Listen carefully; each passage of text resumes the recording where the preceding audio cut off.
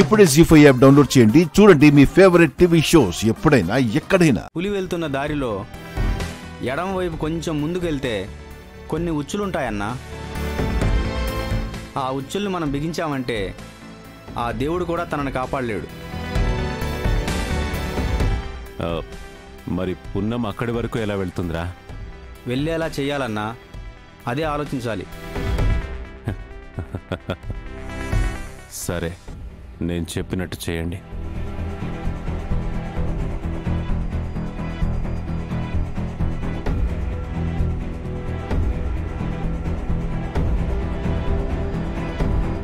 అర్థమైందా? వెళ్ళండి.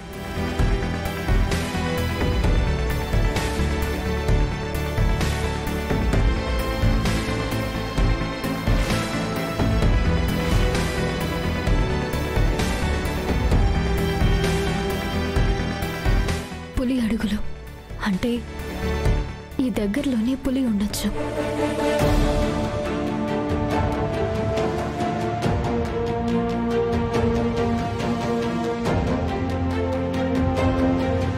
పులి అడుగులు తూర్పు దిక్కునున్నాయి అంటే పులి ఇటువైపే వెళ్ళుంటుంది. మనం ఇటువైపు వెళ్ళకూడదు. కానీ నాకు తెలిసినంత వరకు నాకు కావలసిన మూలికలు తూర్పు దిక్కునే ఎక్కువగా ఉన్నట్టు విన్నాను.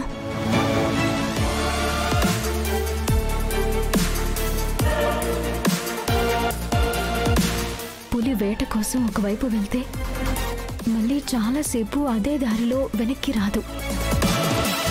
పులి వెనక్కి వచ్చేలోపు ఆ మూలికల్ని తీసుకుని నేను వెనక్కి వెళ్ళిపోవాలి.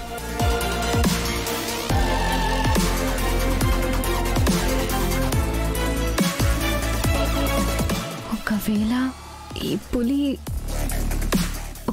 పులి ఇలా వెళ్ళి ఇప్పటికీ చాలాసేపు అయ్యుంటే తిరిగి వచ్చేస్తుందేమో. పులి వస్తుందని ఆలస్యం చేస్తే నానమ్మ ప్రాణాలకి ప్రమాదం. త్వరగా మూలికల్ని తీసుకెళ్లి నానమ్మకి ఆపరేషన్ చేయించాలి.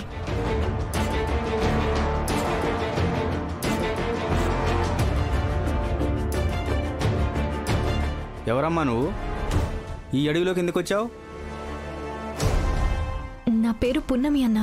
మూలికల కోసం వచ్చాను. మాది కృష్ణలంకగూడెం అన్నా. మా అడవి బిడ్డవేనా? అవునన్నా. మూలికలు దొరికే ప్రదేశం ఇప్పుడు అక్కడ లేదమ్మా. ఎడం పక్క దిక్కు కొంచెం దూరం వెళ్తే నీకు కావలసిన మూలికలన్నీ ఒకే చోట దొరుకుతాయి. అది మూలికలు తూర్పు దిక్కున కదన్నా ఉంటాయి ఈ అడవిలో. అవును చెల్లెమ్మా, తూర్పు దిక్కునైతే చాలా దూరం వెళ్ళాలి. అంతేకాకుండా అటు సైడు మనుషులు ఎక్కువగా వెళ్ళరని పులులు తిరుగుతుంటాయి అంటారు. అందుకనే మా అడవి బిడ్డవు కదా అని వేరే మార్గం చెప్పాను.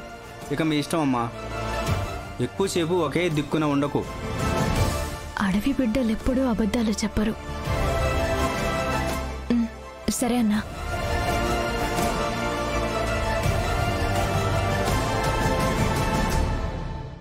జీ5 యాప్ డౌన్లోడ్ చేసి అన్ని ఎపిసోడ్స్ పూర్తి ఉచితంగా చూడండి.